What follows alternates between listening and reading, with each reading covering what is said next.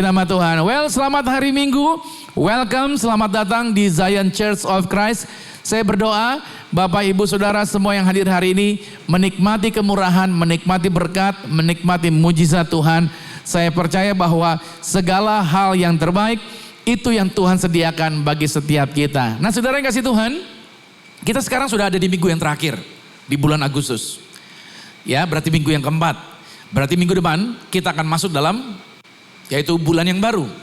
Nah, setiap bulan Gereja Zion Church of Christ selalu menyediakan satu tema yaitu untuk satu bulan. Nah, satu tema kita bulan Agustus ini kita berbahas yaitu mengenai set free. Kita berbahas mengenai dimerdekakan, yaitu mengenai kemerdekaan atau pembebasan.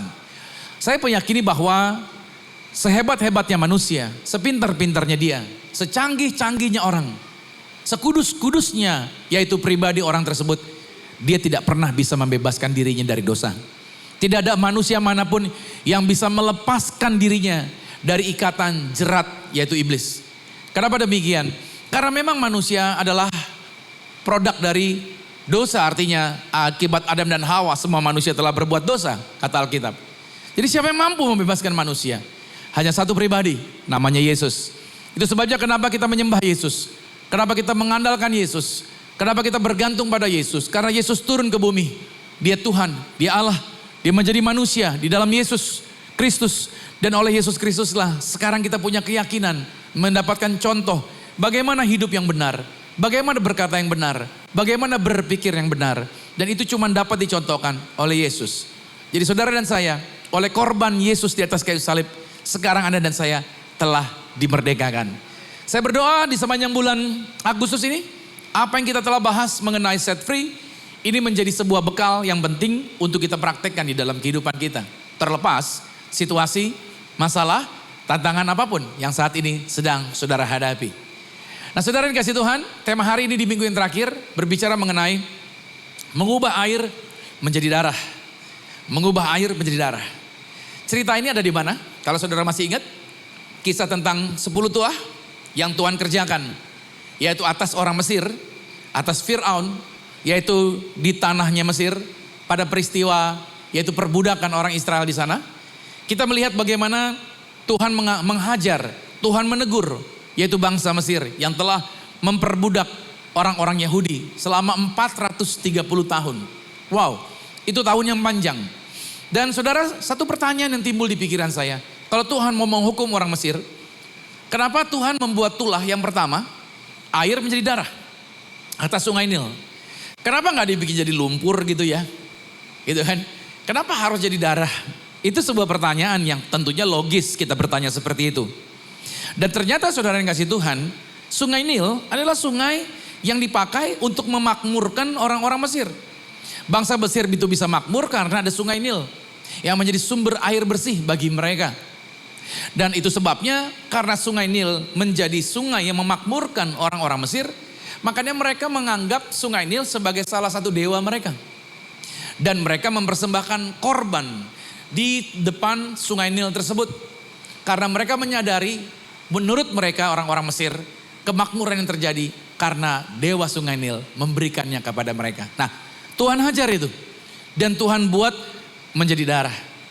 Dan kalau kita melihat tulah-tulah selanjutnya dari pertama sampai dengan tulah yang ke-10, semua yang dilakukan Tuhan adalah menyerang seluruh dewa yang disembah oleh orang Mesir. 10 tulah itu berbicara mengenai 10 dewa-dewa hebat yang dipercaya oleh orang Mesir, semua dikalahkan oleh Tuhan. Karena memang Tuhan mau menunjukkan bahwa Tuhan yang besar, Tuhan yang hebat, Tuhan yang hidup, itu adalah Tuhan Allah yang disembah oleh orang Israel.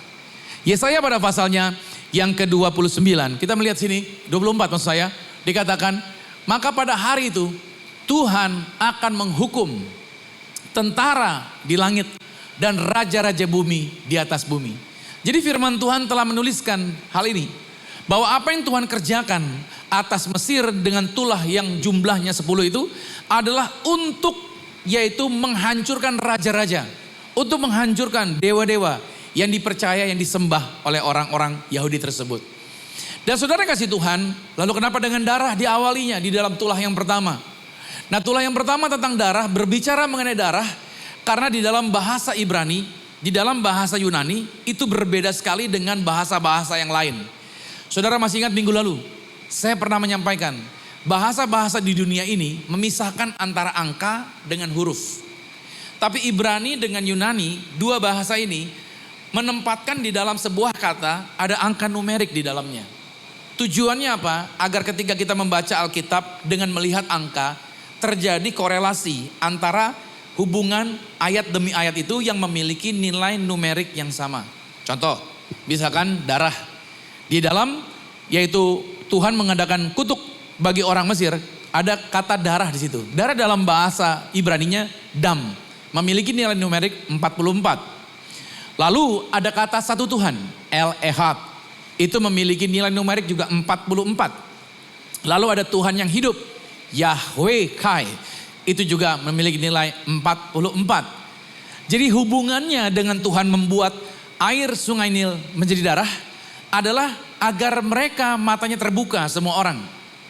Bahwa darah itu memberi petunjuk, Tuhan itu gak banyak. Tuhan itu gak jumlahnya lebih dari satu. Tapi Tuhan itu cuma satu. Makanya disebut El Ehad, satu Tuhan. Tuhan menunjukkan itu dengan tanda darah tadi. Lalu juga bahwa Tuhan yang satu itu adalah Tuhan yang hidup, bukan Tuhan yang mati. Siapa di sini masih punya patung di rumah? Siapa di sini masih ada barang yang disembah di rumah? Siapa di sini yang masih punya jimat, masih punya sesuatu yang dia percaya bahwa ini menjadi perlindungan buat dia? Hari ini saya mau katakan buat saudara, buang itu. Karena itu tidak akan memberikan keamanan buat saudara. Itu tidak akan memberikan berkat buat saudara. Itu tidak akan memberikan yaitu jaminan perlindungan buat saudara. Itu hanya akan merugikan saudara. Karena itu semua adalah Allah palsu, Tuhan yang palsu.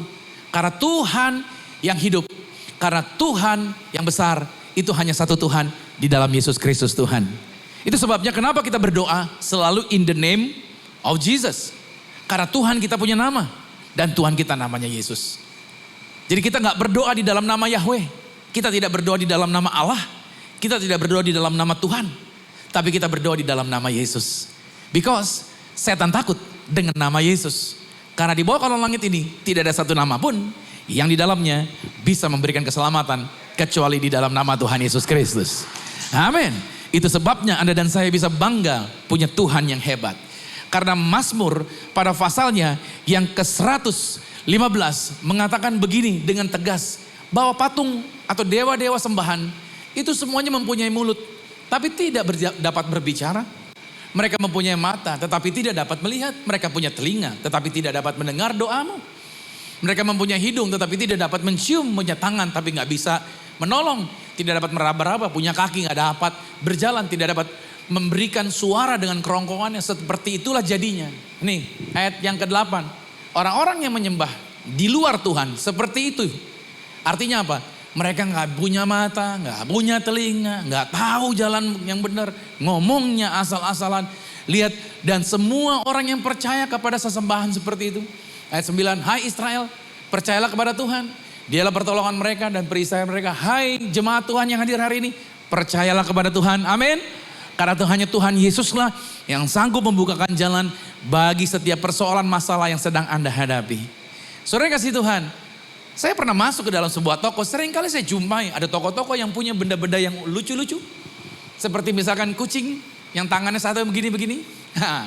Ya kan? Sebenarnya itu kalau dalam bahasa Chinese-nya, dia begini-gini sedang manggil orang yang lewat. Lai gitu. Sini dong mampir ke toko saya gitu.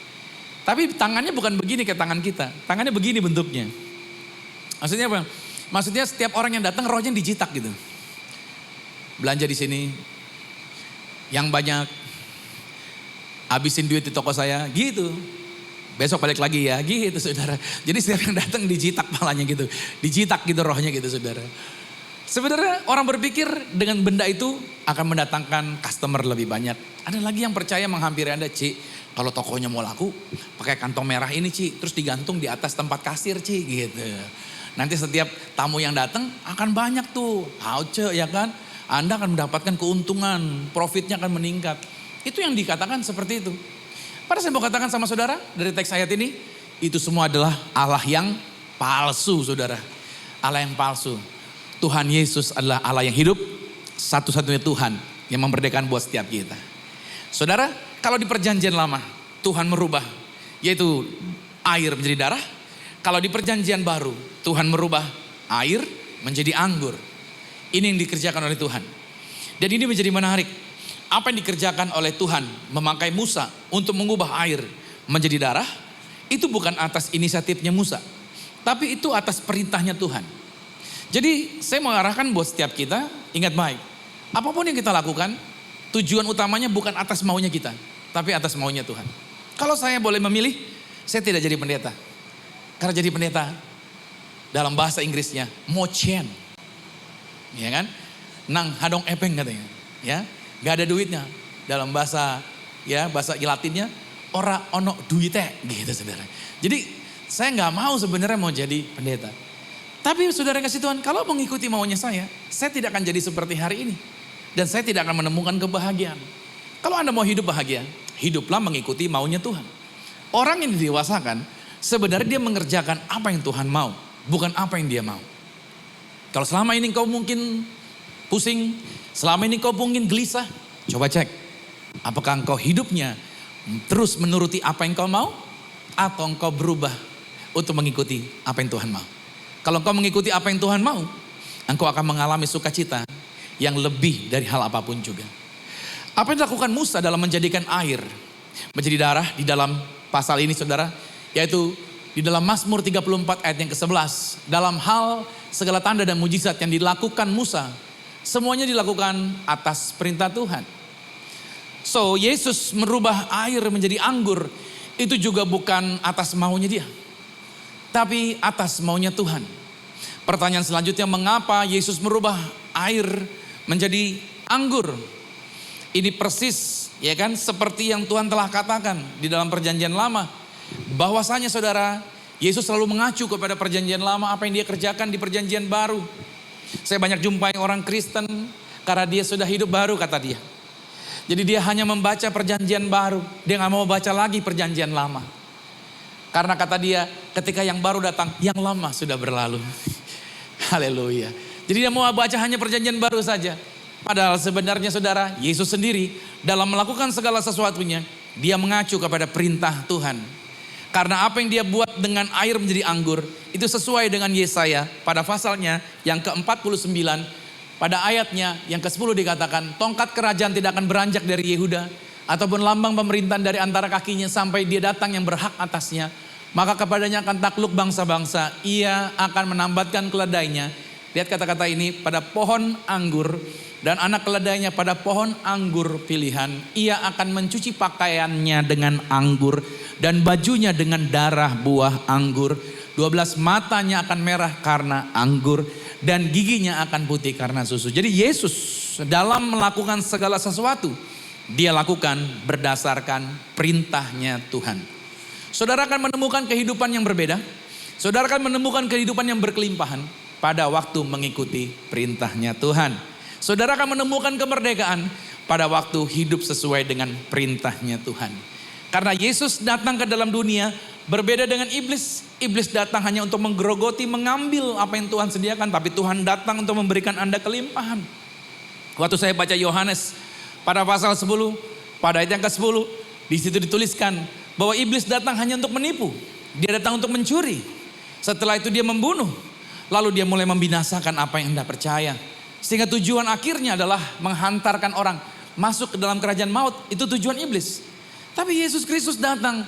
Dia punya tujuan untuk membuat Anda hidup. Dan bukan hidup rata-rata, tapi hidup yang berkelimpahan. Siapa yang mau hidupnya berkelimpahan boleh angkat tangan saudara. Ketika engkau percaya pada Yesus, hidup yang berkelimpahan pasti terjadi bagi kehidupan Anda. Kasih sorak-sorai lagi bagi Tuhan. Saudara, cara kerja setan itu sama seperti apa yang dicontohkan di Mesir. Karena orang Mesir itu memperbudak orang-orang Yahudi pada level fisik, pada level spiritual, dan pada level emosional. Itu dikerjakan. Karena bicara Mesir, Mesir itu gambaran kerajaan setan. Bicara tentang Firaun itu gambaran Lucifer. Bicara orang-orang Yahudi yang diperbudak, itu bicara orang-orang benar yang diperbudak oleh iblis. Makanya saudara perhatikan baik, setan ingin memperbudak kehidupan orang percaya. Setan ingin memperbudak seluruh umat manusia. Tapi Tuhan datang untuk apa? Untuk Anda dibebaskan. Agar saudara tidak akan, fisik Anda tidak dirusak. Karena iblis ingin merusak fisik Anda. Iblis ingin merusak spiritual Anda. Iblis ingin merusak emosional Anda. Sehingga ketika Anda mengambil keputusan Anda jadi keputusan yang salah. Keputusan yang tidak bijaksana. Keputusan yang merusak kehidupan Anda. Itu sebabnya saya mau katakan sama saudara, Yesus datang untuk memberikan Anda kemerdekaan. Kemerdekaan pada level fisik, kemerdekaan pada level spiritual, dan kemerdekaan pada level emosional. Itu yang Yesus kerjakan bagi hidup Anda. So, yang kita bahas hari ini mengenai tulah yang terjadi atas Mesir. Anda tahu berapa tulah? Ada 10 tulah. Berarti kita akan bahas tulah pertama sampai dengan tulah yang ke-10. Berarti siap-siap 1 tulah adalah 1 jam pembahasannya. Berarti 10 tulah kita akan menghabiskan 10 jam ke depan. Are you ready? Ya, Anda enak duduk, saya berdiri berarti 10 jam ke depan. Tidak ya, kita hanya bahas 3 tulah terakhir saja. Berarti 3 jam, oh tidak juga ya. Tidak, jadi 3 tulah terakhir kita akan bahas mengenai korelasi. Apa relevansinya dengan kita.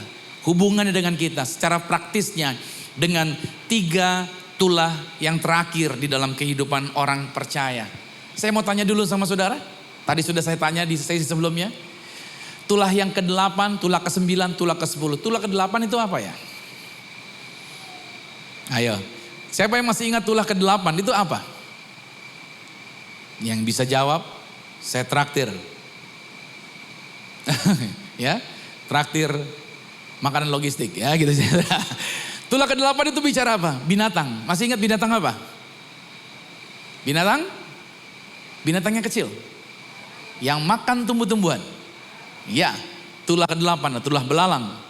Yang kerjaannya makan tanaman. Tulah yang ke-9, tulah apa? Kalau token Anda habis di rumah, apa yang terjadi? Malam kudus, betul ya? Artinya apa? Kegelapan akan terjadi. Jadi tulah ke-9 bicara mengenai kegelapan. Tulah yang ke-10 bicara mengenai apa? Kematian anak sulung. Jadi lihat, tulah belalang, tulah kegelapan, dan tulah kematian anak sulung. 3 perkara ini kita akan bahas. Yang pertama, tulah belalang. Itu berbicara mengenai berpikir, ya, pikiran yang sesat dan cara berpikir yang rusak. Iblis ingin pikiran kita sesat.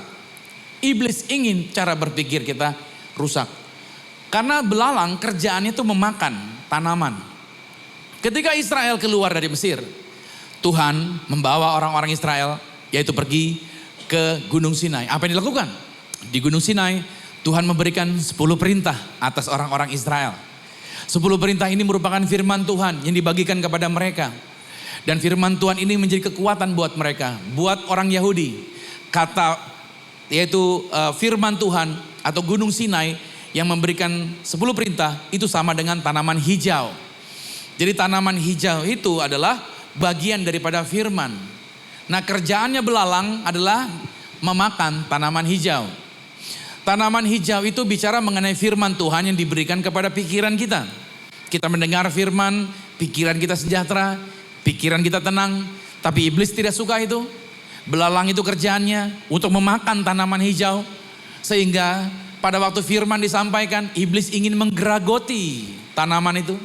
Iblis ingin menggeragoti firman Tuhan itu. Agar firman Tuhan tersebut tidak bergerak, tidak bekerja terjadi atas hidup Anda. Karena manfaat firman Tuhan itu sangat besar. Manfaat firman Tuhan itu merubahkan kehidupan kita. Manfaat firman Tuhan itu membebaskan kehidupan kita. Manfaat firman Tuhan itu membuat kita segar terus menerus. Dan setan gak mau saudara segar. Setan pingin agar pikiranmu buruk. Setan pingin agar engkau sesat cara berpikir. Setan ingin agar saudara berpikir seperti kebanyakan orang di dunia berpikir. Tapi Tuhan gak mau saudara berpikir seperti itu. Makanya Mazmur 19 pada ayat yang ke-7 sampai dengan ke-8 berkata, Taurat Tuhan itu sempurna, menyegarkan kita. Lalu juga peraturan Tuhan itu teguh, memberikan hikmat kepada orang yang tak berpengalaman. Titah Tuhan itu tepat, menyukakan hati. Perintah Tuhan itu murni, membuat mata kita bercahaya. Saya tahu saudara menghadapi persoalan. Ada tantangan dalam rumah tangga. Ada masalah dalam keuangan. Ada masalah-masalah dalam kesehatan. Ada situasi-situasi yang saudara hadapi di tempat kerja, dalam bisnis Anda dan lain sebagainya. Jujur saja ketika Anda baca Alkitab, itu tidak langsung menyelesaikan masalah. Ketika Anda baca firman Tuhan, problemmu tidak langsung clear. Tapi ini saya mau katakan sama saudara, pada waktu engkau membaca firman, engkau akan punya respon yang baik. Bagaimana cara menyelesaikan masalah-masalah yang kau hadapi. Pada waktu engkau membaca firman Tuhan, engkau lebih tenang menghadapi situasi, tidak terburu-buru, tidak kelabakan. Pada waktu engkau membaca firman, cara pandangmu jadi terang, matamu jadi jelas, dan kau bisa melihat segala sesuatu dengan clear. Dan kau tidak akan mudah terpengaruh dengan bujuk rayu siapapun, karena kau punya standar yang benar di dalam hidupmu. Berarti orang-orang yang membaca firman Tuhan, pikirannya jadi benar. Ya kan? Itu berarti saudara yang kasih Tuhan, pertanyaan selanjutnya adalah, bagaimana caranya kita untuk mengalahkan belalang-belalang yang coba melahap firman yang kita terima. Makanya Bapak Ibu saudara yang kasih Tuhan, terima firman Tuhan tidak bisa di sini saja, tapi di rumah Anda harus bangun. Cara menanganinya adalah apa? Dengan kita membiarkan, kita mengisi diri kita dengan firman Tuhan day by day. Tidak cukup kita ngisi firman cuma di gereja, cuma hari Minggu kita terima. Tapi setiap hari kita mesti isi diri kita dengan firman Tuhan. Kenapa demikian? Karena setiap hari kita akan selalu dibombardir dengan berita-berita di gadget kita. Belum lagi ada teman yang telepon, lu udah denger belum berita ini, lu udah denger belum, lu udah terima kabar belum, dan lain bla bla bla bla. Langsung dak dikduk. Pengkhotbah bilang, lebih baik orang yang mati daripada orang yang hidup. Karena orang yang mati tidak lagi memikirkan kesusahan orang yang hidup. Bahkan lebih menguntungkan orang yang lahir langsung mati daripada dia masih hidup. Karena dia tidak perlu mengalami susahnya hidup. Itu kata pengkhotbah. Berarti setiap hari kita akan berhadapan dengan berita-berita yang membuat pikiran kita susah. Omongan-omongan orang membuat hati kita gak nyaman. Sikap-sikap orang membuat kita berubah. Mood kita berubah-berubah. Tapi ketika kita punya firman Tuhan, kita akan punya standar untuk menjaga pikiran kita tidak sesat. Agar cara berpikir kita tidak buruk. Yohanes 8 pada ayat yang ke-32 berkata bahwa kamu akan mengetahui kebenaran. Dan kebenaran itu akan memerdekakan. So please, hari ini dengar baik. Jangan berhenti baca Alkitab. Jangan berhenti baca firman. Baca firman tidak tergantung umur. Karena mungkin umurmu masih muda, engkau tidak perlu baca Alkitab. Itu tidak tepat. Saya punya teman, dia punya adik, kerjaannya baca Alkitab. Kerjaannya baca Alkitab. Dari SD, SMP, SMA, selalu baca Alkitab. Sampai dia kuliah, kuliahnya saudara semua dia juara 1.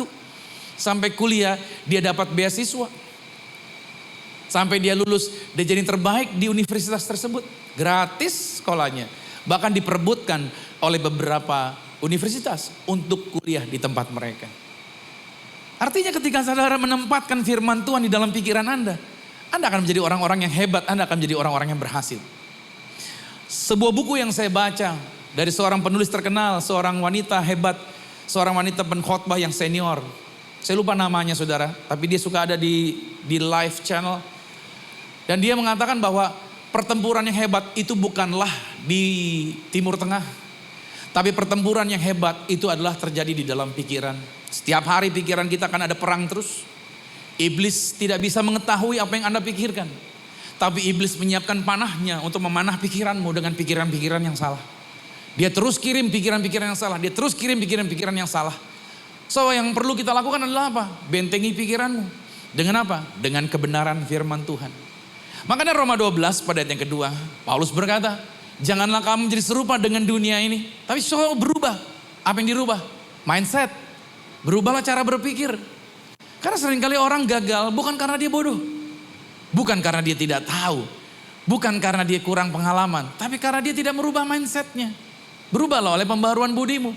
Sehingga kamu dapat membedakan mana kehendak Allah. Apa yang baik, apa yang berkenan kepada Allah. Dan apa yang sempurna. Karena menurut dunia, moralitas itu adalah so-so. Atau relatif. Tergantung situasi. Kalau keadaannya orang-orang yang baik kudus semua, ya udah kita kudus. Tapi kalau di lingkungan kita orang-orangnya kudis gitu, ya kita ikut-ikutan aja. Jangan beda, nanti belang. Itu menurut mereka. Tapi saudara, saya kasih tahu bahwa hidup anak-anak Tuhan, moral itu harus punya standar kebenaran. Dan kita jaga moral kita. Kalau kita dipanggil untuk hidup kudus, mari kita hidup kudus. Makanya firman Tuhan mengingatkan, jangan menjadi serupa. Kata menjadi serupa atau enggak apa? Dicetak, dipaksa masuk cetakan dunia. Jangan mau. Cetakan kita, cetakan kerajaan sorga. Amin. Makanya Yesus yaitu tidak datang hanya untuk menebus jiwa. Tapi Yesus datang untuk menebus pikiran Anda. Di sini kunci kemenangannya. Banyak orang Kristen yang sudah bertobat, percaya Yesus. Tapi dalam perjalanan selanjutnya mereka mengalami gangguan dan kerusakan-kerusakan mental dan lain sebagainya. Kenapa? Karena mereka tidak membiarkan pikirannya diisi dengan firman Tuhan. Yesus datang buat saudara, dia harus datang. Tapi dia bukan cuma menebus, yaitu jiwa Anda. Tapi dia menebus, yaitu pikiran Anda, cara berpikir Anda. Makanya Yoel pada pasal 2 mengatakan, aku akan memulihkan kepadamu tahun-tahun yang hasil dimakan oleh belalang-belalang pindahan, belalang-belalang pelompat, belalang-belalang pelahap, belalang-belalang pengerip. Wow, lihat belalangnya, setan, iblisnya, ada level-levelnya saudara. Begitu banyak, ada level 1 sampai level 10. Kayak makan keripik maici gitu saudara. Ada levelnya. Saya sampaikan sama saudara, ini penting agar saudara jangan sampai dikalahkan. Dan saudara mengalami kemenangan karena Tuhan ingin cara berpikir kita dulu yang dibenahi oleh Tuhan atas kehidupan kita. So, ini penting, inilah saatnya hari ini yang perlu kita lakukan adalah apa? Ayo, Anda harus berdiri dengan benar. Berdiri teguh, ambil firman dan perkatakanlah firman terus menerus atas hidup Anda. Perkatakan terus. Ketika Anda memperkatakan firman Tuhan atas hidup Anda, maka cara berpikir Anda dibenahi dan Anda melangkah dengan merdeka sebagai orang yang dimerdekakan Tuhan. Itu yang pertama, relevansi yang pertama, tulah yang ke-8. Tulah yang ke-9, ini sebagai relevansi yang kedua, itu berbicara mengenai depresi. Itu mengenai kesedihan. Kegelapan yang terjadi, itu membuat depresi. Menurut orang Yahudi, kegelapan itu berbicara mengenai depresi. Itu mengenai pekatnya orang yang tidak bisa melihat. Kita pernah mengalami yaitu listrik padam. Berita pada waktu tahun berapa saya lupa, ada sebuah listrik jalur utama tersambar petir, ada pohon di sekitarnya jatuh menimpa dan putus jaringan ke Jawa dan sekitar Pulau Jawa dan Bali kalau nggak salah. Lantas kita mengalami kegelapan. Kurang lebih kita mungkin sampai 1 hari atau 2 hari. Ketika gelap, mungkin kita pikir kita bisa main HP. Ternyata provider juga putus. Provider tidak ada listrik, maka tidak bisa menyiarkan juga. Jadi benar-benar kayak zaman batu kita. Nggak ada yang kita tonton. Dan gadget kita juga tidak bisa berguna. Lantas, tetapi pada waktu gelap tersebut terjadi, kita masih bisa melihat teman kita masih bisa melihat lingkungan, kita masih dapat beraktivitas di rumah kita. Tapi pada waktu kegelapan terjadi di Mesir, yang terjadi gelapnya benar-benar gelap seperti Keluaran pada pasal yang ke-10. Ini mengatakan demikian, berfirmanlah Tuhan kepada Musa, ulurkanlah tanganmu ke langit supaya datang gelap meliputi tanah Mesir. Sehingga orang dapat meraba gelap itu. Lalu Musa mengulurkan tangannya ke langit dan datanglah gelap gulita di seluruh Mesir selama 3 hari. Ayat 23-nya, tidak ada orang yang dapat melihat temannya. Gak bisa lihat saudara. Kalau kita matikan lampu di ruangan ini, mungkin kita masih bisa lihat antara satu dengan yang lainnya walaupun gelap. Tapi di zaman itu, dia gak ada yang bisa lihat. Bahkan dia gak bisa bangun dari tempatnya selama 3 hari. Tetapi pada orang Israel ada terang. Ini menjadikan pemikiran saudara, bahwa kegelapan yang begitu pekat yang membuat orang Mesir ketakutan, sebenarnya sebagai pelajaran bagi mereka. Mereka punya dewa namanya Dewa Ra, dewa matahari. Tapi ditutup sama Tuhan.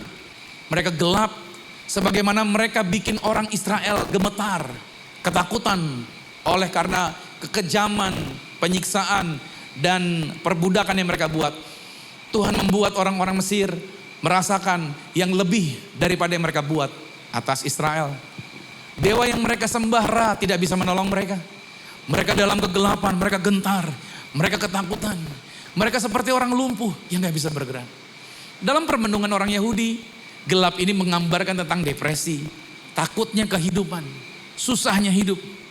Saudara, setan ingin membuat Anda hidup dalam depresi. Orang yang diganggu pikirannya. Selanjutnya adalah apa? Dia mengalami depresi. Dia mengalami bahwa orang depresi itu merasa tidak punya orang yang melihat dia. Hidup ini sepertinya gak ada tujuan lagi. Hidup ini sepertinya hampa. dia nggak bisa bergerak kemana-mana. Saya mau kasih tahu sama saudara, orang kalau hidupnya nggak punya tujuan, berarti stop sampai di situ. Bye, nggak bisa kemana-mana lagi. Hidup ini perlu tujuan. Orang depresi berarti orang yang tidak punya tujuan. Tujuan itu saudara adalah alasan seseorang untuk masih dapat hidup. Tujuan membuat orang masih dapat hidup. Tapi kalau engkau sudah tidak punya tujuan, maka engkau tidak bisa hidup lagi.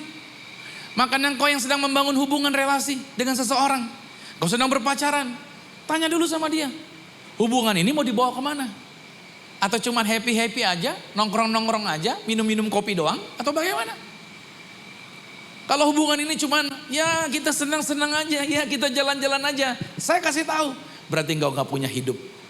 Hidup itu perlu tujuan. Makanya kalau Anda berjalan bersama orang yang gak punya tujuan, mendingan Anda bilang begini, lu, gue, N.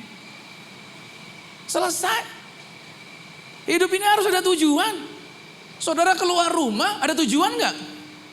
Masa saudara keluar rumah mau kemana, Ci? Ya muter aja, habisin bensin gitu. Gila lu. Gak ada orang begitu, kita harus punya tujuan hidup ini. Ketika saya jadi hamba Tuhan pada waktu bangun gereja ini, apa tujuannya? Makanya ada visi, kita ke depan akan jadi ini. Gereja ini punya visi, gereja ini punya misi, gereja ini punya values. Kita ada tujuan yang kita kejar, kita gak mau cuman kumpul-kumpul doang, ngapain? Target kita adalah akan membuat anak-anak Tuhan yang hadir di sini hidup yang diubahkan menjadi dewasa di dalam Tuhan. Iblis pengen hidup kita gelap, nggak lihat ke depan. Tapi Tuhan ingin agar saudara dan saya dimerdekakan. Itu sebabnya saudara kasih Tuhan. Tuhan mengambilkan gambaran bahwa depresi seringkali menurut kedokteran itu penyakit yang nggak bisa disembuhkan dan susahnya meminta ampun. Ya kan? Orang itu seperti terjebak. Orang itu seperti mengalami kelumpuhan emosi yang tadi. Kelumpuhan mental, kelumpuhan relasional, bahkan kelumpuhan spiritual. Makanya orang-orang yang jauh dari Tuhan pasti hidupnya gelap. Meskipun dia Kristen, katanya dia bisa bermain musik, katanya dia bisa pelayanan. Tapi kalau hidupnya jauh dari Tuhan, pasti gelap. Orang yang gelap, dia akan lumpuh secara emosi, gak bisa merasakan emosi orang. Orang yang jauh dari Tuhan, orang yang depresi, gak punya tujuan, dia lemah, lumpuh dalam hal apa? Mental berpikirnya. Gak punya keyakinan, relasionalnya rusak, bangun hubungan dengan orang gagal terus. Bahkan dalam level spiritualnya dia bobroknya luar biasa. Seperti Keluaran pada pasal 10 tadi pada ayat 23-nya berkata, gak ada orang yang bisa lihat temennya dan gak bisa bangun dari tempatnya. Itu yang iblis mau buat atas kehidupan orang yang hidupnya di luar Tuhan. Makanya orang-orang yang gak punya tujuan, gak punya harapan. Kalau orang gak punya harapan, maka kitab Amsal pada pasalnya yang ke-13 berkata, harapan yang tertunda itu menyedihkan hati. Hidup ini kalau gak punya harapan, selesai. Walaupun kau punya luka, walaupun kau punya kelemahan, tapi selama kau masih punya harapan, kau masih bisa berjalan ke depan. Amin. Jangan pernah putus harapan. Seorang Israel yang di Mesir pada waktu kegelapan terjadi, apakah hanya orang Mesir yang mengalami kegelapan? Atau orang Yahudi juga mengalami kegelapan? Menurut ayat tadi dikatakan bahwa orang Israel tetap terang, orang Mesir yang gelap. Tapi ada orang-orang Israel yang masih mau bergantung kepada orang-orang Mesir. Masih cari harapan dari orang Mesir. Ada. Dan orang-orang yang seperti itu juga mengalami kegelapan di tanah Mesir. Walaupun dia orang Israel. Ini apa artinya? Bahwa Tuhan ingin mengingatkan, dimanapun orang Israel, dimanapun orang percaya berada, sebenarnya mereka akan membawa terang. Saudara dipanggil Tuhan sebagai orang percaya, dimanapun kau berada, engkau harusnya membawa terang. Makanya Tuhan gak bisa menebus, Tuhan gak bisa menolong seseorang yang tidak mau ditebus. Kalau orang-orang yang ada di sini mau hidupnya diubahkan, beri dirimu sama Tuhan, biar Tuhan tebus hidup Anda, maka Tuhan akan bebaskan kehidupan Anda. Kalau kita masih mau tetap ada di area yang lama, kalau kita masih mau tetap di tempat yang sama, maka saya katakan, engkau tidak akan mengalami kemajuan. Engkau mau mengalami perubahan, tapi engkau tidak mau berubah. Engkau pengen mengalami kehidupan yang diperdekakan, tapi hidupmu berkata bahwa engkau susah. Bagaimana mungkin kalau saudara mau menanam jeruk, tapi mau mendapatkan benih apa? Mendapatkan hasilnya apel. Kalau saudara mau mendapatkan durian, tanamlah benihnya durian, jangan tanam benihnya semangka. Artinya apa yang saudara ucapkan itulah yang akan terjadi atas hidup Anda. Sometimes iblis gak perlu capek-capek mengalahkan kita. Kenapa? Karena kita yang sering mengalahkan diri kita sendiri. Dengan kita memperkatakan kata-kata yang salah. Saya orang yang bodoh. Saya gak mungkin bisa melakukan hal itu. Saya gak mungkin bisa beli itu. Saya gak mungkin bisa bangun ini. Wah, itu selalu jauh dari hidup saya. Bagaimana mungkin engkau bisa diberkati kalau setiap hari engkau melepaskan kata-kata yang mengutuk hidupmu. Hari ini kau mesti belajar untuk melepaskan kata-kata yang memberkati kehidupanmu. Makanya orang-orang yang gelap, mereka hanya dapat dibebaskan pada waktu mereka mengambil keputusan untuk mau bersukacita. Kunci kemenangan adalah apa? Bersukacita. Karena Nehemia pada pasalnya yang ke-8 pada ayat yang ke-10 dikatakan, sebab sukacita karena Tuhan, itulah perlindungan. Jadi kunci untuk kita mengalami kemenangan atas kegelapan, ambil keputusan untuk bersukacita. Karena Tuhan sudah menjaminkan sukacita. Orang yang bersukacita, dia melepaskan lebih banyak perkataan berkat atas dirinya. Atas orang-orang yang bersama-sama dengan dia. Seperti yang Paulus katakan dalam Roma pada pasal yang ke-5. Pada ayat yang ke-13 dikatakan, semoga Allah, sumber pengharapan, memenuhi kamu dengan segala sukacita dan damai sejahtera dalam iman kamu. Supaya oleh kekuatan Roh Kudus, kamu berlimpah-limpah dalam pengharapan. Ayat ini jadi doa. Mari sama-sama dengan saya, ulangi kata-kata saya. Di dalam nama Tuhan Yesus. Bilang sama-sama, di dalam nama Tuhan Yesus. Sumber pengharapan dapat memenuhi saya dengan segala sukacita dan damai sejahtera di dalam iman yang saya percaya. Supaya oleh kekuatan Roh Kudus, saya berlimpah-limpah dalam pengharapan. Amin. Jadikan teks ayat ini jadi doa yang Anda lepaskan terus-menerus. Yang ketiga, tulah yang terakhir adalah tulah yang ke-10. Matinya anak sulung. Itu berbicara mengenai apa? Matinya takdir dan identitas. Sulung. Kenapa sulung yang mati? Kenapa anak sulung mati? Saudara, anak sulung adalah anak yang pertama. Anak sulung, makanya anak sulung karena dia anak pertama. Dia akan menerima berkat ganda di dalam keluarganya. Warisan yang diterima anak sulung itu double dari anak-anak yang lain. So bersiaplah anak-anak sulung di tempat ini. Engkau akan menerima berkat double. Kenapa demikian? Karena anak sulung dia akan menggantikan kepemimpinan dari orang tuanya apabila orang tuanya sudah tidak ada. Jadi makanya kenapa anak sulung itu punya tanggung jawab yang besar. Nah bicara anak sulung itu bicara status. Bicara anak sulung itu bicara identitas. Jadi orang Mesir menganggap Fir'aun dan keturunannya itu a half god, separuh dewa. Jadi keturunannya Fir'aun adalah dewa semuanya. Jadi orang Mesir berpikir identitasnya Fir'aun seperti itu. Tuhan matikan anak sulungnya Fir'aun agar menunjukkan kepada orang Mesir bahwa identitasnya Fir'aun bukanlah dewa, tapi hanya orang biasa saja yang tidak ada tenaga, tidak ada kuasa apa-apa. Tuhan tunjukkan itu. Dan ini menjadi menarik bagi setiap kita. Bahwa takdir dan identitas itu berjalan beriringan. Dan faktanya identitas adalah takdir. Pada waktu kita bertobat lahir baru, Tuhan mau kasih tahu buat setiap kita bahwa takdirmu dan identitasmu jadi baru di dalam Tuhan Yesus. Iblis ingin membuat pikiranmu sesat. Iblis ingin membuat matamu gelap. Engkau kehilangan damai sejahtera. Engkau menjadi orang yang depresi. Tujuannya agar apa? Agar engkau tidak bisa melihat identitas yang benar di dalam dirimu. Agar engkau tidak bisa melihat yaitu takdir masa depanmu. Iblis ingin membuat hidupmu kacau. Sehingga engkau gak bisa melihat kebenaran. Engkau tidak bisa berani memperkatakan hal-hal besar. Karena engkau selalu berkata, ya saya mah orang bodoh. Ya saya mah orang yang gak diakuin. Ya saya mah orang lemah. Ya saya mah orang tidak berharga. Padahal Tuhan tidak pernah mengatakan itu buat saudara. Makanya ketika Yesus datang ke dalam dunia, dia naik ke atas kayu salib, dia mati di sana. Dan Alkitab mengatakan Yesus adalah anak sulung.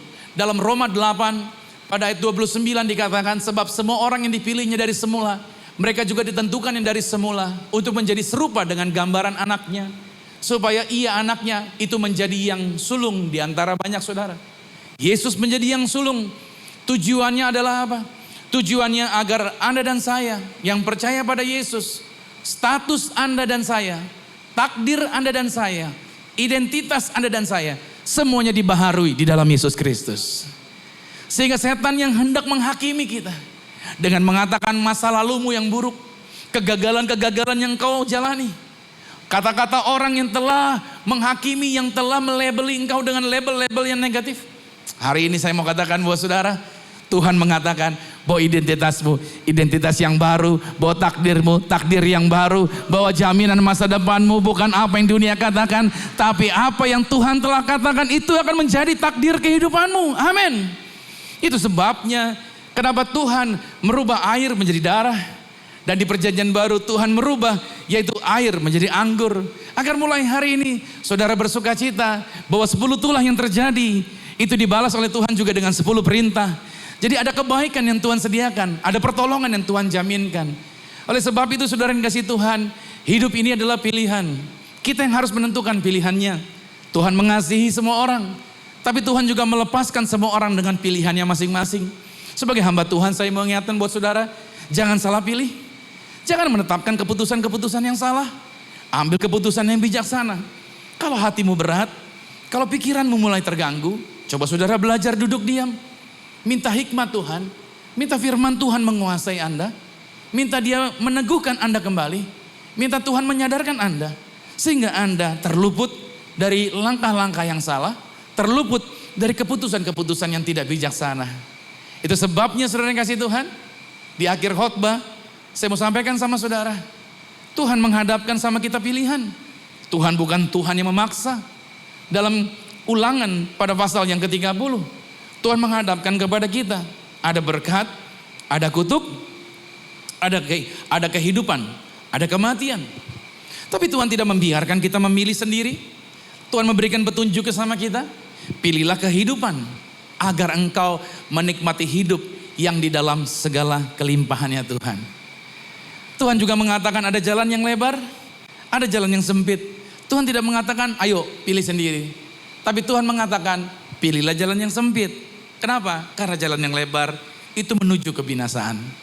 Hari ini firman Tuhan dibagikan bagi setiap kita untuk menyadarkan kita akan janjinya, akan berkatnya, akan anugerahnya yang Tuhan sediakan. Saya berdoa buat saudara, biar hari ini saudara mengambil keputusan yang bijaksana. Saya nggak tahu masalah Anda apa, saya nggak tahu situasi apa yang sedang Anda alami. Mungkin masing-masing Anda punya pengalaman-pengalaman buruk, mungkin masing-masing Anda punya luka. Ada hal-hal yang mungkin tidak nyaman yang pernah terjadi atas hidup Anda. Biarlah itu terjadi di masa lalu. Dan itu sudah berlalu, tidak bisa saudara rubah. Yang bisa saudara rubah adalah hari ini dan masa depan. Kalau hari ini keputusanmu untuk mengambil langkah, berjalan di dalam kehidupan, berjalan di dalam berkat. Dengan cara apa? Dengan cara merubah pikiranmu. Izinkan firman Tuhan Anda masukkan ke dalam pikiran Anda. Agar apa? Agar saudara bisa mengambil keputusan untuk tetap maunya bersuka cita. Dengan segala masalah-masalah apapun yang Anda hadapi, dan saudara akan menyadari statusmu, takdirmu, identitasmu bukan apa yang dikatakan oleh dunia, bukan apa yang dilabeli oleh dunia. Dan hari ini saudara akan pulang sebagai orang yang mengalami kemenangan.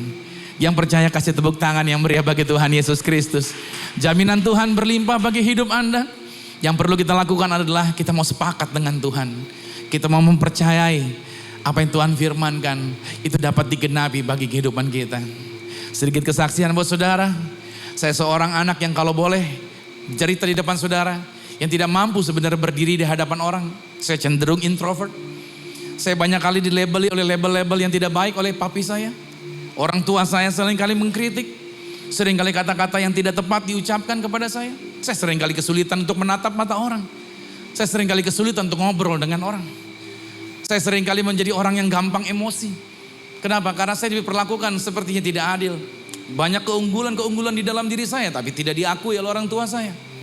Tapi ketika saya bertobat, pada saat saya lahir baru, saya mengalami perubahan. Dan saya mengucap syukur pada waktu saya bertobat, waktu saya berubah. Istri saya yang dulu adalah pacar saya, dia yang mengajak saya ke gereja. Dia yang mulai membawa saya ke gereja. Dia yang memulai saya untuk memperkenalkan kepada gereja yang bisa mengalami lawatan Tuhan. Saya mulai mengerti kebenaran. Saya belajar kebenaran firman Tuhan. Dan saya jadi semakin tahu betapa Tuhan mengasihi saya. Betapa Tuhan mencintai saya. Dan Tuhan mau saya berjalan di dalam kehidupan yang besar. Di dalam kehidupan yang luar biasa. Dan ketika saya sepakat dengan Tuhan, saya berjalan bersama dengan Tuhan, Saya mengikuti maunya Tuhan. Saya bergerak seperti yang Dia mau. Saya mengalami perubahan yang besar. Saya berani bertatapan dengan orang. Saya bisa memimpin pujian. Saya bisa melayani dengan kuasa Tuhan yang luar biasa. Saya bisa mengusir setan. Banyak orang yang saya tolong. Banyak orang yang diubahkan. Dan Tuhan percayakan saya untuk bisa berdiri menjadi gembala sidang seperti hari ini. Itu bukan rencana pribadi saya, saudara. Tapi rencananya Tuhan. Kalau saya mau berjalan seperti yang saya mau, mungkin saya tidak berdiri seperti hari ini. Tetapi pada waktu saya mengizinkan untuk bersepakat dengan cara Tuhan, hidup saya berubah. Kebaikan Tuhan telah merubah hidup saya menjadi seperti yang Tuhan inginkan. Saya percaya kebaikan Tuhan tidak hanya terjadi bagi hidup saya, tapi kebaikan juga terjadi bagi semua orang yang mau memilih untuk memilih kehidupan, untuk memilih berkat, untuk memilih berjalan di dalam kuasa Tuhan. Amin. Banyak perkara-perkara besar akan Tuhan kerjakan. Tuhan mau Anda ambil bagian. Ketika saudara ambil bagian, Anda dan saya akan seperti Musa dipakai dengan luar biasa. Mari kita hampiri Tuhan. Mari kita berdoa. Lord Jesus, terima kasih buat firman yang boleh kami terima pada saat ini. Kami percaya bahwa Tuhanlah yang telah memanggil kami. Tuhanlah yang telah memilih kami. Terlepas dari masa lalu. Terlepas dari situasi apapun yang pernah kami alami. Kami percaya bahwa Tuhan itu baik. Tuhan memimpin kami. Karena Tuhan tidak mencari orang yang hebat. Tuhan tidak mencari orang yang luar biasa. Tapi Tuhan mencari orang yang mau. Karena ketika orang itu mau, maka Tuhan akan memperlengkapi orang tersebut menjadi luar biasa. Tuhan Yesus, kami sadar sekarang kami berdiri sampai hari ini. Itu semua semata karena belas kasihnya Tuhan. Itu semata karena berkatnya Tuhan. Itu semata karena pertolongannya Tuhan. Itu semata karena Tuhan mau atas setiap kami. Oleh sebab itu Tuhan Yesus, hari ini kami terima firman. Kami mau accept. Kami mau ambil bagian. Kami mau berjalan bersama dengan Tuhan. Kami mau melangkah bersama dengan Tuhan. Dan ketika kami melangkah bersama dengan Tuhan, kami percaya waktu firman Tuhan kami izinkan, maka pikiran kami dirubah. Pikiran kami diperbaiki. Sehingga kami tidak berjalan di dalam gelap. Kami tidak depresi. Kami tidak stres. Kami tidak ketakutan. Kami menjadi orang yang bisa membangun hubungan dengan baik. Sistem emosional kami menjadi baik. Mata kami bisa melihat dengan baik. Dan kami menyadari identitas kami, takdir kami ada bersama dengan Yesus. Yesus gak pernah mati. Engkau hidup selamanya. Maka firman Tuhan menjaminkan orang yang di dalam Yesus, dia tidak akan mati lagi. Dia akan hidup sampai selama-lamanya. Maka kami percaya Tuhan, kami yang lama sudah berlalu. Kami yang lama sudah mati. Sekarang kami hidup baru bersama dengan Tuhan. Benih yang baru ada bersama dengan kami. Kami dilahirkan dari benih firman Allah. Benih yang hidup, benih yang kekal. Maka di dalam kekekalan ini, Tuhan mau kami melakukan perkara-perkara ajaib. Tuhan mau kami melakukan perkara-perkara besar. Tuhan mau kami melakukan perkara-perkara yang spesial. Lord Jesus, Roh Kudus turun atas setiap mereka. Sadarkan setiap kami. Karena Tuhan mengatakan, hanya orang yang mau ditebus, dialah yang akan ditebus oleh Tuhan. Hanya orang yang mau berjalan bersama dengan Tuhan, dialah yang akan diubahkan oleh Tuhan. Aku berdoa, siapapun yang hadir hari ini, dilembutkan hatinya, tidak keras lagi, dan disadarkan akan janji yang Tuhan sediakan. Terima kasih buat firman ini, biar ini berlaku dan kami praktekkan dalam kehidupan kami. Dalam nama Yesus, yang percaya sama-sama dengan saya katakan, amin. Kita kasih tepuk tangan lagi bagi Tuhan Yesus Kristus. Yang bersuka cita dan mengaminkan firman Tuhan, katakan yes, yes, yes. 3 kali, yes, yes, yes, amin. Sekali lagi terima kasih Pastor Romi, luar biasa. Hari ini kita belajar. Jadi teman-teman semua, Bapak Ibu Saudara sekalian terkasih dalam Tuhan. Kalau pikiran kita lagi ruwet, lagi pikirannya lagi kayak seperti disesatkan. Ingat tadi ya, tulah belalang ya. Jadi melambangkan pikiran yang sesat. Saya review, ada beberapa poin yang saya dapat di sini. Tetapi kita percaya bahwa firman Tuhanlah yang akan menjadi jawaban. Kita membaca, kita merenungkan firman Tuhan tiap hari. Dan firman Tuhan akan mengubahkan cara pikir kita. Amin. Yang kedua, tulah gelap gulita, kegelapan. Bicara soal depresi dan kesedihan dan tidak ada tujuan. Kita percaya bahwa kita hidup ini juga ada tujuan. Amin. Dan kita percaya juga pada waktu kita mengalami itu, kita boleh bersuka cita. Kita datang kepada Tuhan dengan sukacita. Jadi Bapak Ibu Saudara sekalian, kalau ada di tempat ini kita bernyanyi, memuji nama Tuhan dan bersuka cita. Dan itulah akan mengalahkan kesedihan kita. itu akan menggantikan depresi kita. Amin. Yang ketiga, bahwa tulah matinya anak sulung berbicara matinya takdir dan identitas. Nah, saya percaya ada anak sulung yang memberikan, yang menggantikan identitas yang tadinya tidak berarti apa-apa. Tuhan Yesus menjadikan kita, takdir kita begitu luar biasa bahwa kita menjadi orang-orang yang diberkati Tuhan. Amin. Bukan menjadi orang yang biasa, tapi menjadi orang yang luar biasa. Amin. Amin. Haleluya. Oleh karena itu Bapak Ibu Saudara sekalian, kita percaya, kita aminkan firman Tuhan yang disampaikan oleh hambanya. Dan setiap kita pasti menjadi orang-orang yang punya identitas dan takdir yang luar biasa daripada Tuhan. Amin. Beri sorak-sorai buat Tuhan kita yang luar biasa. Mari kita siapkan hati kita saat ini. Kita akan masuk dalam perjamuan kudus. Amin Tuhan. Terima kasih Bapa.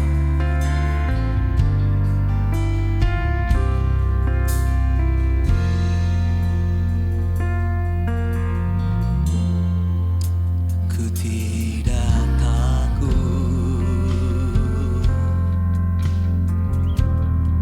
sebab Kau besertaku.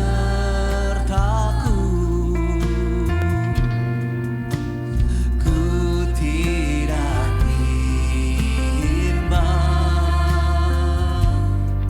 sebab Engkau Allahku. Engkau meneguhkanku, bahkan menolongku.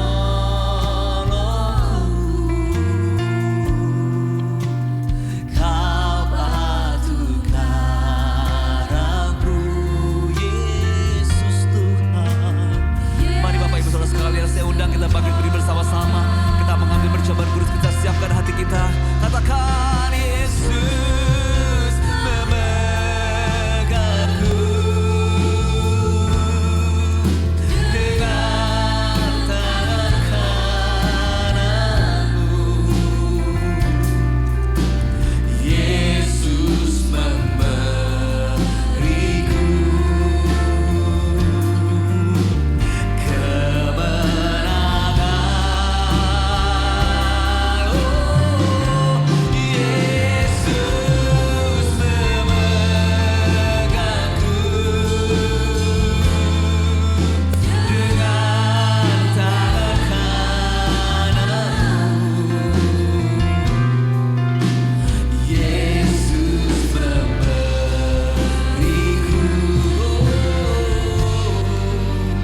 kemenangan. Saya percaya bahwa tidak berkesudahan kasih setia Tuhan atas setiap kita. Kebaikannya tidak pernah berhenti, jaminannya tidak pernah berakhir. Situasi boleh berubah, tapi Tuhan Yesus tidak pernah berubah. Kita akan masuk dalam sakramen tubuh darah Tuhan Yesus. Mari kita perkatakan apa yang Tuhan janjikan. Mari kita perkatakan apa yang Tuhan katakan. Dan kita menerima kuasanya yang luar biasa. Kita mau angkat rotinya. Kita akan makan tubuh Kristus ini. Bersama-sama ulangi kata-kata saya. Dalam nama Tuhan Yesus. Inilah roti yang telah turun dari surga. Inilah tubuh Tuhan Yesus Kristus. Tubuh yang tergantung di atas kayu salib. Yang memberikan kami bersama dengan keluarga kehidupan yang kekal. Oleh korban tubuh Kristus di atas kayu salib. Tubuh yang terpaku, tubuh yang tertombak. Mulai hari ini kami menang atas segala virus, menang atas segala penyakit, tidak terkapar di meja operasi. Kami dibekali dengan umur panjang dan tidak sakit-sakitan. Dalam nama Tuhan Yesus, inilah roti yang turun dari surga. Inilah tubuh Tuhan Yesus Kristus. Mari kita makan tubuh Tuhan Yesus.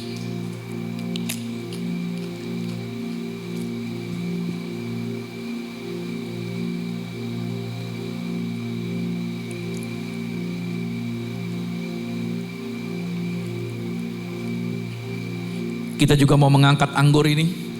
Ini menjadi darah Kristus yang kita percaya. Mari sama-sama katakan dalam nama Tuhan Yesus.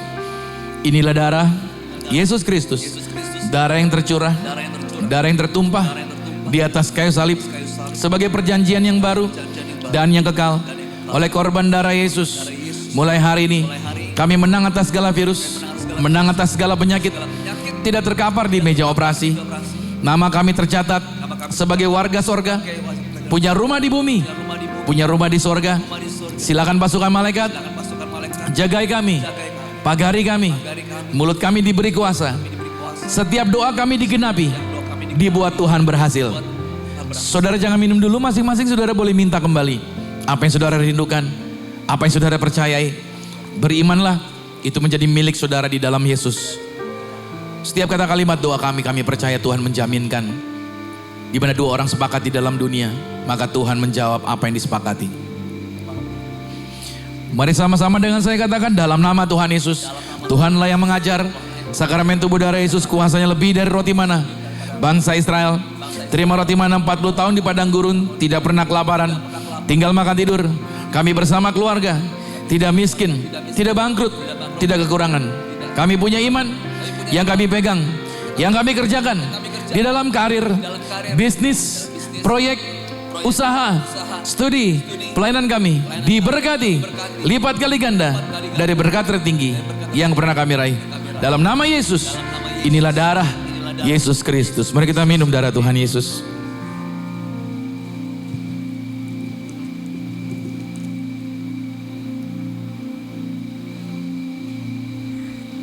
Mari angkat tanganmu, katakan, Yesus memegangku dengan tangan kananmu. Yesus memberiku kemenangan.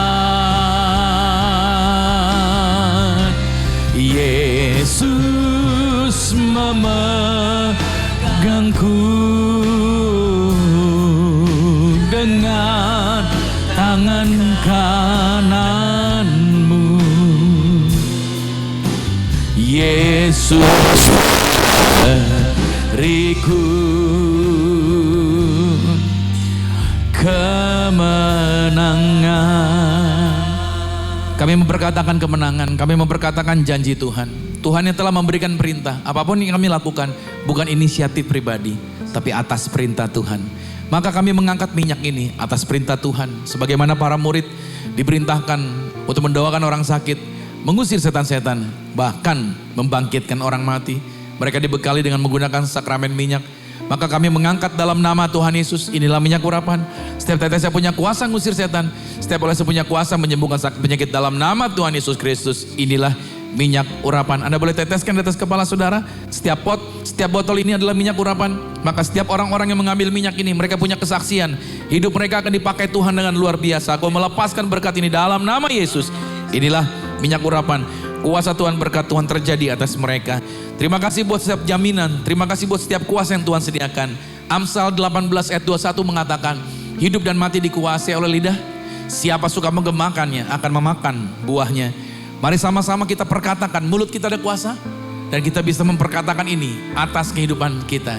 Dengan teks yang ada di belakang saya, sama-sama dengan saya katakan, saya diberkati, berkelimpahan, telah ditebus, telah diampuni, dibenarkan, diurapi, disempurnakan, diberi kuasa, hidup dalam kasih karunia, berharga, aman, sehat, penuh kemuliaan, fokus pada Yesus, disiplin, percaya diri, pandai cerdas. Saya diciptakan segambar dan serupa Yesus untuk menggenapi setiap panggilan dan tujuannya di dalam hidup saya. Di dalam nama Yesus, amin. Berikan tepuk tangan yang meriah bagi Tuhan. Doa orang benar bila dengan yakin didoakan sangat besar kuasanya. Maka setiap kata kalimat yang sudah kami ucapkan dalam nama Yesus terjadilah atas setiap mereka. Memberkati bangsa ini tahun 2023, tahun kelimpahan, tahun diberkati. Kami berdoa dalam nama Yesus, 2023 tidak ada bentuk teror apapun juga. Segala rancangan teror, pihak Densus 88 sudah dapat mendeteknya sejak dini. Sehingga tidak ada pergerakan teror di Indonesia dalam nama Yesus. Indonesia penuh kuasa, penuh kemuliaan Tuhan. Kami berdoa juga buat pemerintahan pusat sampai daerah, tertinggi sampai para wakilnya. Dalam mengambil keputusan adalah di dalam hikmat dan kebijaksanaan. Kami serahkan juga Tuhan Yesus Kristus, berkati gedung yang kami pakai diberkati. Sumarekon penuh kuasa, penuh kemuliaan Tuhan. Kami juga melepaskan berkat atas setiap jemaat yang telah memberikan korban syukur. Tangan-tangan mereka diberkati, baik melalui persembahan transfer bank BCA atau kiris BCA atau melalui kotak persembahan yang kami sediakan di depan di ruang foyer. Maka berkati mereka, apa yang dikorbankan digantikan Tuhan yang berlipat kali ganda.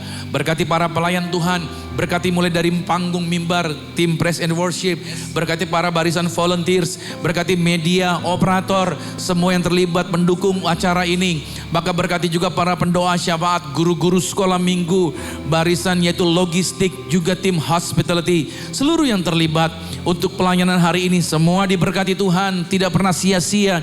Apa yang telah mereka korbankan digantikan Tuhan lipat kali ganda. Maka terima kasih Tuhan, minggu depan mereka akan masuk di bulan yang baru. Berkat Tuhan yang baru terjadi terus, bahkan sepanjang seminggu ke depan. Apa yang menjadi proyek, target mereka mengakhiri bulan Agustus diberkati Tuhan. Terima kasih buat setiap berkat yang Tuhan sediakan. Berkati buat kesehatan kami semua. Berkati juga buat anak-anak kami dalam pendidikan mereka, segala kebutuhan mereka. Semua sudah dicukupkan oleh Tuhan. Kami selalu percaya Tuhan itu hebat, Tuhan itu ajaib. Dan selalu punya rencana yang rencana yang dahsyat, rencana yang ajaib untuk ke depan. Apa yang harus dilakukan. Maka kami sebentar akan pulang. Kami percaya berkat-berkat Tuhan juga sudah disediakan. Sebagaimana kami datang dengan berkat Tuhan, maka kami pulang dari tempat ini juga dengan berkat Tuhan. Kekasih Kristus, arahkan hati, aminkan setiap berkat ini menjadi milik kita. Diberkatilah engkau di dalam usahamu. Amin. Diberkatilah engkau di dalam pekerjaanmu. Diberkatilah engkau di dalam segala aktivitasmu. Siapapun tinggal dengan engkau pasti diberkati. Keluargamu diberkati. Orang tuamu diberkati. Saudara-saudarimu diberkati. Rumah tanggamu berbahagia. Maka sekarang pulanglah berkat dan anugerah dari Bapa di surga, cinta kasih di dalam Yesus Kristus, kekuatan penghiburan di dalam kuasa Roh Kudus dicurahkan luar biasa buat setiap kita mulai hari ini sampai Tuhan Yesus datang menjemput Anda dan saya, keluargamu dan keluargaku. Kita semua sama-sama menjadi warga kerajaan sorga yang percaya dengan iman. Sama-sama saya katakan amin. Sampai jumpa minggu depan. God bless you.